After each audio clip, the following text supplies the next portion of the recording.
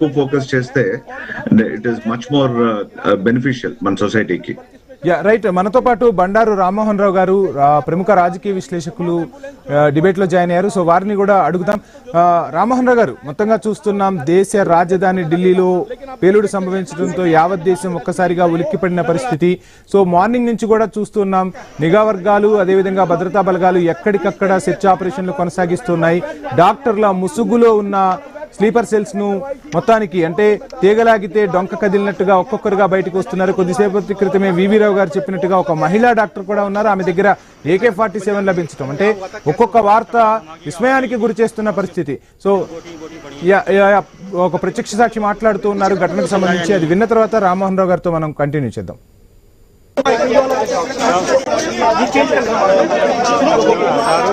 రామ్మోహన్ రావు గారు, please continue. So మొత్తంగా అయోమయ పరిస్థితులు కనిపిస్తున్నాయి. మాట్లాడటానికి కూడా చెప్పలేని పరిస్థితి అయితే కనిపిస్తుంది. ఒక్కసారిగా అంతా షాక్ కు గురైపోయారు. సో రామ్మోహన్ గారు, ప్లీజ్ కంటిన్యూ. మీకు అట్లాగే వివరావు గారికి, జగన్మోహన్ గారికి, అట్లాగే ఐ న్యూస్ ప్రేక్షకులకు నమస్కారం. 2 నిమిషాలు మాట్లాడుకోవాలి. యాజ్ అడ్వకేట్ గా నేను చెప్తాను, ఎప్పుడు కూడా దొంగ దెబ్బ తీసేవాడిని ఎంత జాగ్రత్తగా ఉన్నా దొంగ దెబ్బ 100 సార్లలో 99 సార్లు మనం రక్షించుకున్నా 100సారి ఫెయిల్ కావచ్చు. ప్రతిసారి అలర్ట్ గా ఉన్నా కూడా ఒకసారి ఫెయిల్ అయితే ప్రభుత్వానికి గానీ మనకు రాజ్యానికి కానీ చెడ్డ పేరు వస్తుంది. వాళ్ళకి కావాల్సింది అదే కదా. 99 సార్లు మనం అరికట్టిన అటువంటి సంఘటనలు జరగకుండా చూసినా చిన్న జాగ్రత్త కావచ్చు, లేకపోతే దొంగ దెబ్బ తీసే వాడికి అందరినీ చూస్తుంటాడు రెక్కి నిర్వహిస్తారు కదా, 100సారి మనకు ఫెయిల్ కావచ్చు. అది నేను ఫస్ట్ చెప్పాను. రెండోది ఏంటంటే కుండ బద్దలు కొట్టైనా సరే ఇంతకుముందు జగన్మోహన్ గారు చెప్పినట్టు వాళ్ళు ప్రచారం కోరుకుంటారు. సంఘటన కంటే సంఘటన ప్రాణ నష్టమా ఆస్తి నష్టమా కాదు, ప్రచారాన్ని ఎక్కువ కోరుకుంటారు. అది వామపక్ష తీవ్రవాదానికి కొంచెం సిద్ధాంతం ఉన్నా తప్పే, అది కూడా తప్పే.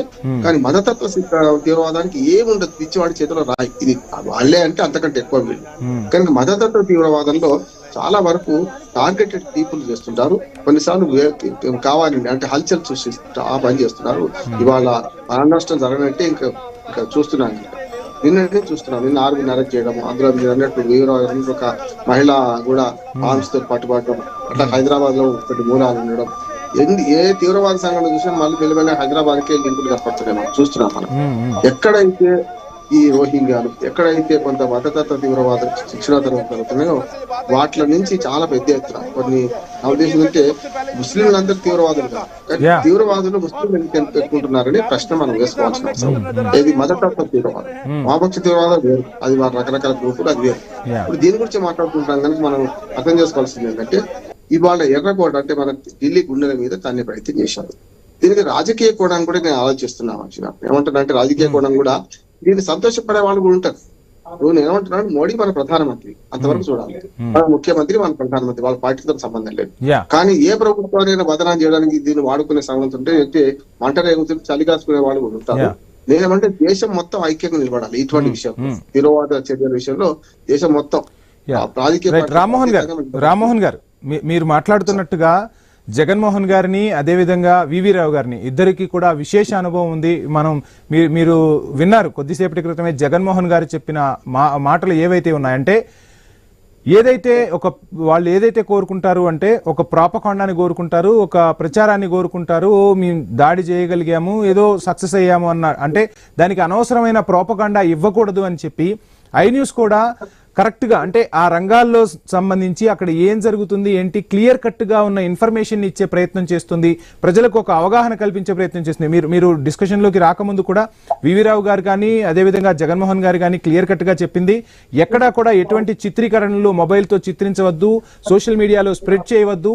ఖచ్చితంగా అంటే ఏం చేస్తున్నాము ఏంటి అనేది ప్లాన్ ఆఫ్ యాక్షన్ అనేది వాళ్ళు చేస్తూ ఉంటారు. ఎట్టి పరిస్థితుల్లో కూడా ఇటువంటివి సోషల్ మీడియాల ద్వారానే ఆ ఉగ్రమూకలకు చేరే అవకాశం ఉంటుంది. కాబట్టి అటువంటి పనులు చేయకూడదని కూడా దేశ ప్రజలందరికీ కూడా ఐ న్యూస్ విజ్ఞప్తి చేస్తున్న పరిస్థితి. సో మొత్తంగా ఒక ప్రజలు మీకు చిన్న సూచన కావచ్చు. నేను 50 ఏళ్ళ జర్నలిస్ట్, సరిగ్గా 75 నుంచి రాస్తున్నాను. నేనేమంటున్నా డిఫర్ అవుతున్నాను.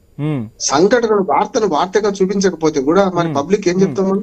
వార్తగా చూపించాలి, కానీ అనవసరమైన హైప్ క్రియేట్ చేయకూడదు అనేది సిద్ధాంతం. ఏమంటారు? ఆ వార్త ప్రసారం చేయడానికి తప్పు లేదంటారు. లేకపోతే ఎట్లా అంటే ప్రపంచానికి తెలవాలి కదా, మరి దాచుకునే దాగింది కాదు కదా. యుద్ధ సమయంలో దాచాలి, యుద్ధాలలో దాచాలి. ఉదాహరణ మన ఆపరేషన్ సింధూర్ ఉంది, మొదలు పెట్టేదాకా ఎవరికి చెప్పకపోతే ప్రతిపక్షాల మీటింగ్ పెట్టిండు, మోడీ గారు మాట్లాడుతూనే ఉన్నారు, దాడులు జరుగుతున్నాయి. అది యుద్ధ సమయంలో ప్రభుత్వాలు చాలా జాగ్రత్త వహించాలి. ఇటువంటి తీవ్రవాద సమయంలో